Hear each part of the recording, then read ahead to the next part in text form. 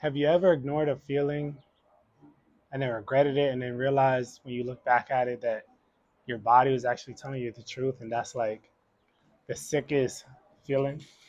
Like I've been like thinking real hard about Matan, it's neighbors. Thinking real hard about all the times that I've ignored feelings, right? And it's like simple day to day stuff. Like you could be walking down the street and see a group of people or an animal, right? And your body tells you, we should probably cross the street or we should pay attention to this a little closer, right?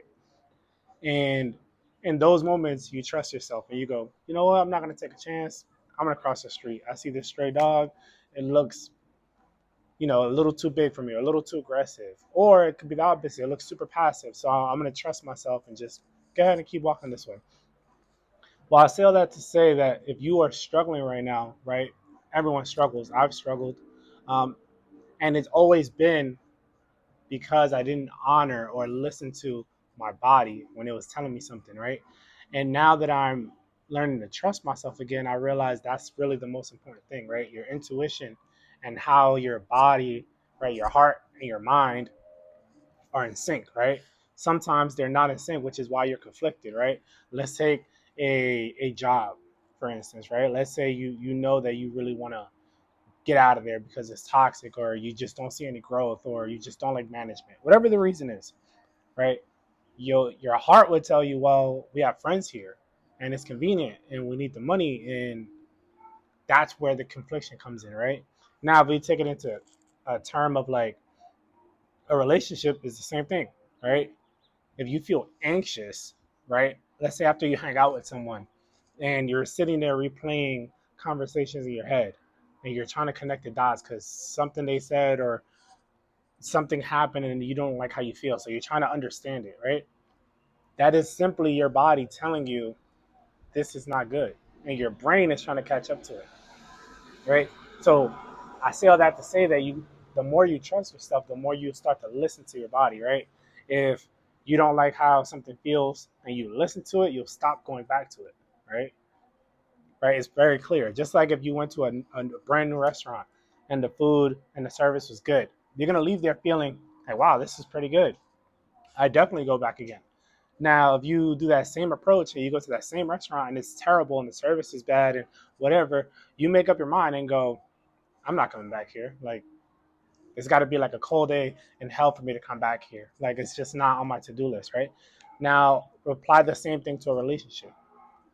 If you've had enough good experiences, right, just like your favorite restaurant, and then they drop the ball one time or two times or a few times, you can work with it and go, you know what? I can work with this because it's still my favorite restaurant. So I want to give them the benefit of the doubt because they've done right by me and I've had good experiences here. But then after a while, you got to learn how to like just cut your losses and be like, look, it was my favorite restaurant.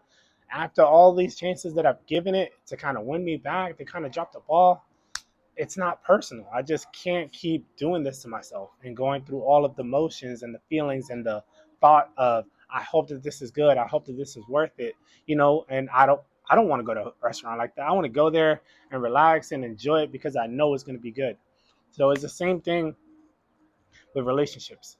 If you are in a happy, healthy one, you want to go back to it. You want to go on another date. You want to plan something else. You want to get to know them and get closer, right? But then the minute that there's bad service or something comes awry, you're trying to fight with your heart and your brain about what you should do, and that's where the confliction comes in. That's where I think most of our anxieties come from.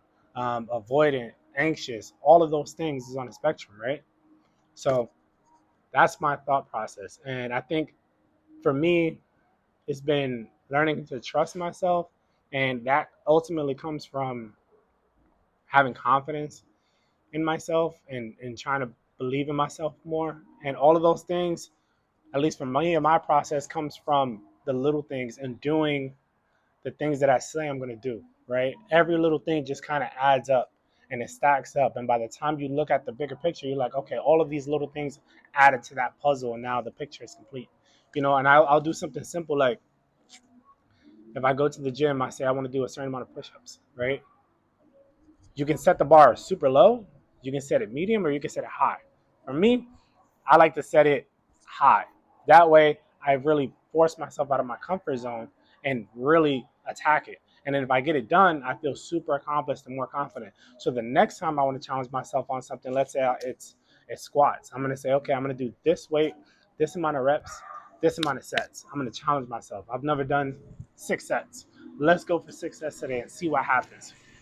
And if I can do it and get it done, if I can do it and get it done, I get even more confident, right?